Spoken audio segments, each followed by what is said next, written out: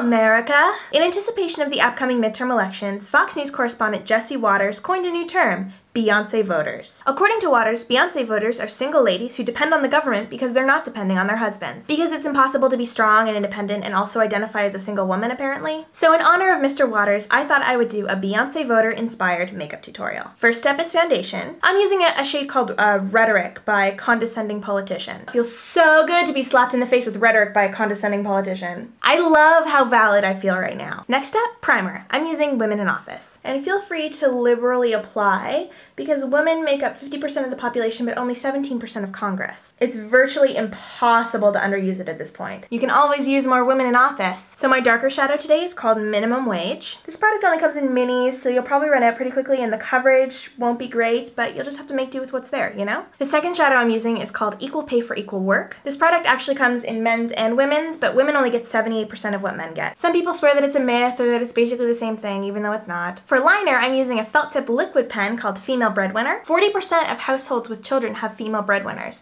including young, single-parent households. There are a lot of relevant medical issues at stake in this midterm election, including access to safe abortion and contraception. So I'm sealing my foundation in today with a pressed powder called Not a Doctor. So wherever you applied Condescending Politician, just add a light dusting of Not a Doctor, and remind yourself that some politicians frequently make medically inaccurate assumptions about your body's needs, and they often make those assumptions into laws that you abide by.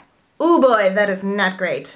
For blush, I'm using additional measures. In a lot of states, there are more than names on the ballot. Voters are also making decisions about major issues like personhood and healthcare, so definitely don't forget about additional measures. And finally for lips, I'm using my favorite shade, Independent Woman. Because bitch, Beyoncé out-earned her husband last year. She doesn't need to rely on anybody, and she asks for what she wants. In the past, statistics have shown that young, unmarried women just don't show up to the polls on voting day. Because of those numbers, politicians tend to ignore or completely misinterpret the needs of our demographic. On voting day, don't let other people speak for you. Register to vote now and check out Cosmo's new #CosmoVotes campaign for election coverage. Thank you so much to Cosmopolitan.com for inviting me to collaborate with you guys on that video. If you like this video, click subscribe. I come out with a new video every single week. And if you're feeling social, you can find me on Twitter, find me on Facebook, or you can find me on my website, which is also a Tumblr site. That's all for now, guys. Bye!